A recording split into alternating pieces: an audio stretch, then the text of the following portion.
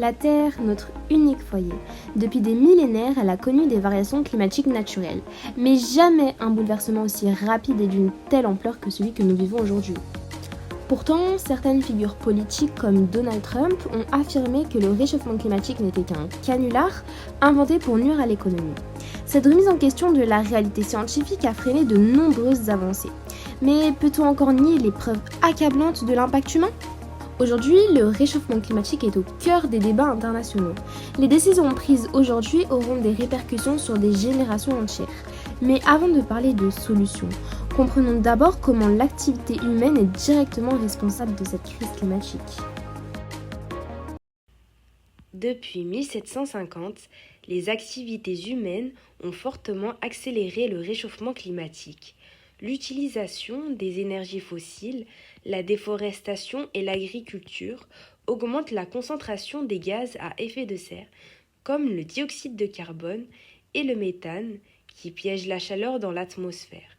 Résultat, plus 1,1 degré Celsius de réchauffement avec des canicules, tempêtes, fonte des glaces et montée des océans.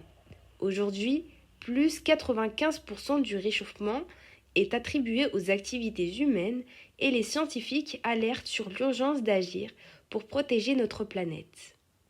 Cette augmentation continue du CO2 amplifierait les sécheresses, les températures et la montée des océans rendant certaines régions invivables. La fonte des glaces et les réchauffements des océans modifieraient les courants marins, impactant les écosystèmes et les conditions météorologiques mondiales. Nos actions ou inactions aujourd'hui détermineraient l'avenir du climat.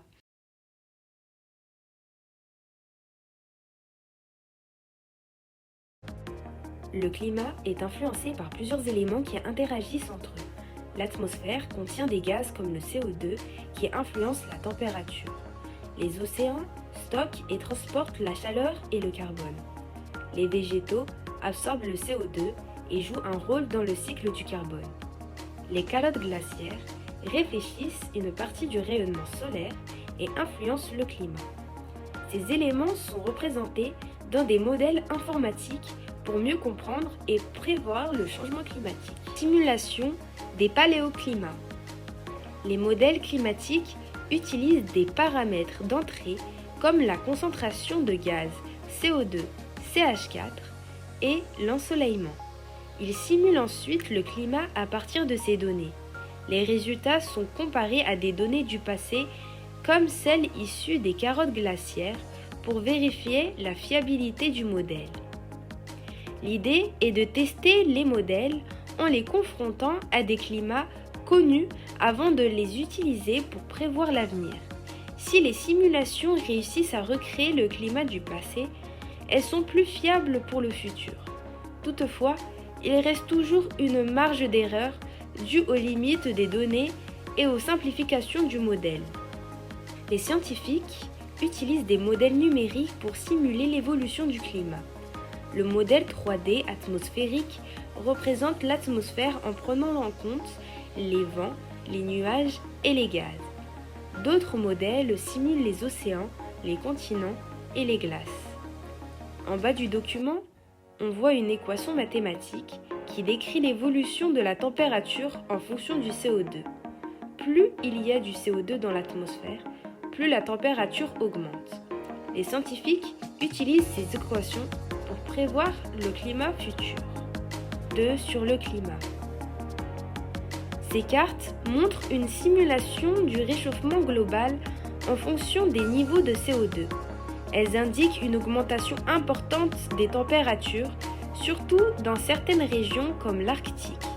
Plus le CO2 augmente, plus le réchauffement est fort. Le CO2 est un facteur clé du réchauffement, car il retient la chaleur dans l'atmosphère. Certaines zones sont plus touchées que d'autres. Les pôles se réchauffent plus vite que l'équateur. Ces résultats reposent sur des modèles, donc ils ne sont pas une certitude absolue, mais ils sont cohérents avec les observations actuelles. Les incertitudes des modèles climatiques.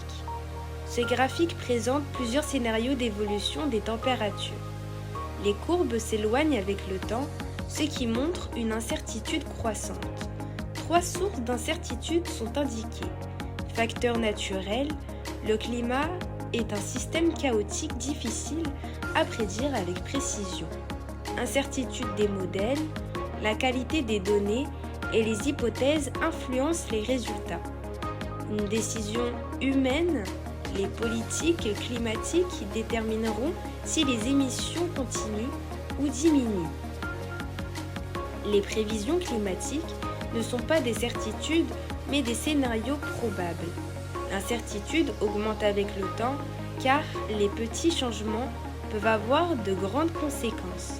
L'avenir climatique dépend des choix humains.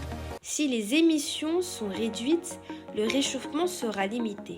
Sinon, il s'accélérera. L'influence humaine sur le climat ne date pas d'hier, mais elle s'est intensifiée depuis la révolution industrielle au XIXe siècle. À cette époque, la combustion massive de charbon a marqué le début d'une accélération des émissions de gaz à effet de serre. Depuis, l'industrialisation n'a cessé de croître, multipliant les émissions de dioxyde de carbone CO2, de méthane CH4 et d'oxyde nitreux N2O. Avant l'industrialisation, la concentration de CO2 dans l'atmosphère était d'environ 280 ppm. Aujourd'hui, nous avons dépassé 420 ppm, un niveau inédit depuis plusieurs millions d'années. Cette hausse fulgurante coïncide parfaitement avec l'intensification des activités humaines. En effet, de nombreuses études montrent que sans influence humaine, les températures mondiales seraient restées relativement stables. Les modèles climatiques sont clairs. L'effet de serre naturel ne suffit pas à expliquer ce réchauffement, ce sont bien les émissions anthropiques qui en sont la cause. Mais d'où viennent ces émissions massives? Elles proviennent principalement de 4 grandes sources: l'énergie, les transports, l'agriculture et la déforestation. La production d'énergie est la première source de pollution. L'exploitation des combustibles fossiles, charbon, pétrole et gaz, est responsable d'environ 75% des émissions mondiales de CO2. Ces énergies fossiles sont encore au cœur du modèle énergétique mondial, malgré leur impact désastreux. Le transport est une autre source majeure d'émissions. Les voitures, camions, avions et bateaux fonctionnent en grande majorité aux énergies fossiles. Chaque jour, des millions de litres de carburant sont brûlés, rejetant dans l'atmosphère du CO2 et d'autres polluants nocifs, très nocifs. L'agriculture intensive contribue aussi au réchauffement climatique, notamment à travers la production de méthane. Ce gaz à effet de serre, 25 fois plus puissant que le CO2, est émis en grande quantité par les ruminants et les rizières. De plus, l'utilisation excessive d'engrais azotés libère du protoxyde d'azote, N2O, un gaz dont l'effet de serre est 300 fois plus puissant que celui du CO2. Enfin, la déforestation est un facteur aggravant. Les forêts, en particulier l'Amazonie, jouent un rôle de puits de carbone absorbant le CO2.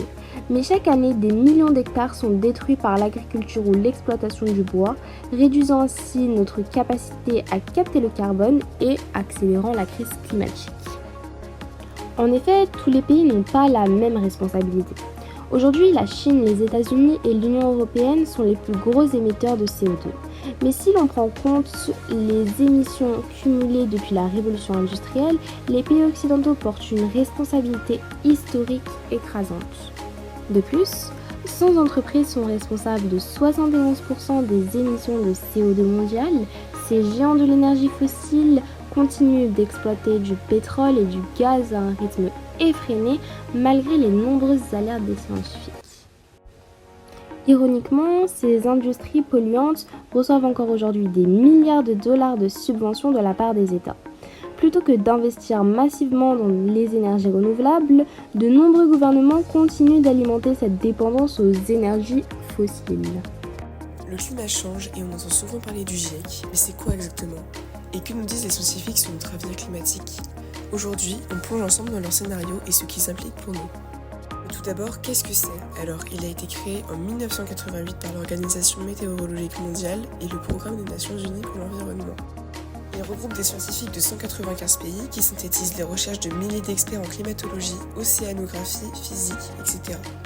Par exemple, le rapport en 2013 cite plus de 9200 publications et mobilise 259 auteurs. Ces rapports sont revus et validés plusieurs fois pour assurer leur fiabilité. En fait, sa mission, c'est de fournir aux décideurs des scénarios basés sur des données scientifiques pour anticiper et agir face au changement climatique. Mais comment se fait un rapport du GIEC ? Chaque rapport suit plusieurs étapes clés. Premièrement, la collecte des données. Donc les scientifiques analysent des milliers d'études sur le climat et les impacts humains. Deuxièmement, il y a une modélisation climatique. Donc c'est une simulation du futur en fonction des émissions de gaz à effet de serre qu'on appelle GES. Troisièmement, nous avons la création des scénarios RCP. Donc c'est une projection de l'évolution du climat selon plusieurs trajectoires. Quatrièmement, nous avons la rédaction du rapport. Donc c'est un résumé et des analyses détaillées pour les décideurs et le grand public.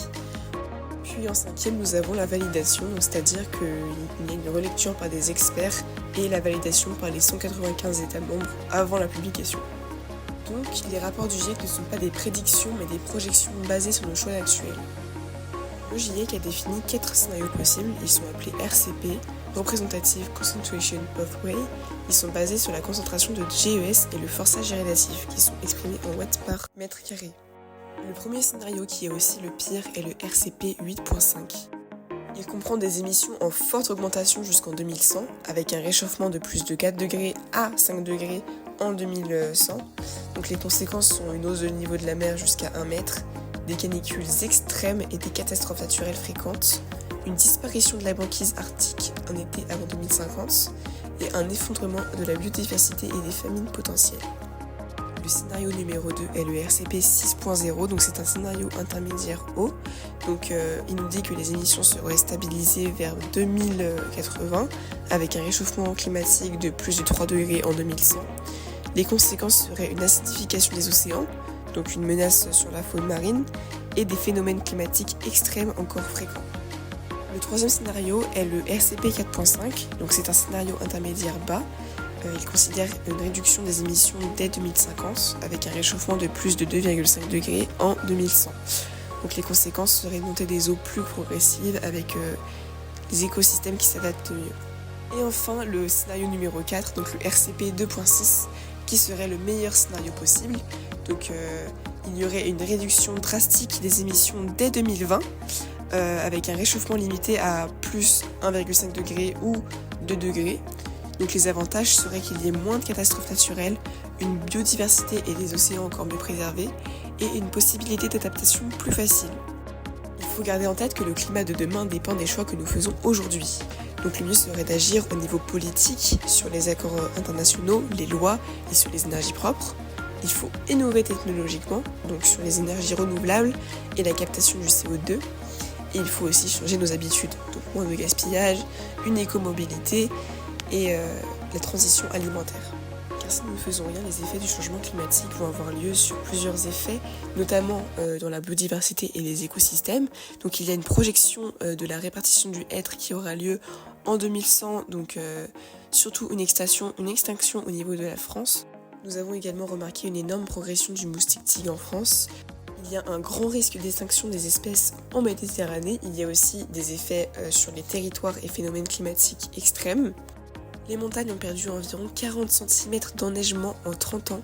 Il y a aussi un grand manque de sécheresse, donc un manque de 2 milliards de mètres cubes d'eau en 2050. 50% des forêts métropolitaines seront soumises au risque d'incendie élevé dès 2050.